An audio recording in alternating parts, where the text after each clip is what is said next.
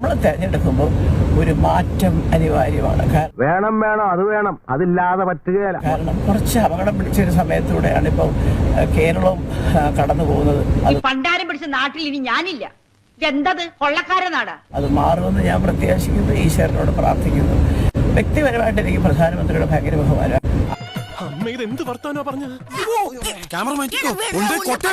അതുകൊണ്ട് തന്നെ അദ്ദേഹത്തിന്റെ സ്ഥാനാർത്ഥികളോടും എനിക്ക് ആ ഒരു ബഹുമാനമുണ്ട്. നിങ്ങൾ അദ്ദേഹത്തിനെ അനുസരിക്കണം. അദ്ദേഹം പറയുന്നത് പോലെ ചെയ്യണം എന്നുള്ളൊരു അപേക്ഷ എനിക്കുണ്ട്.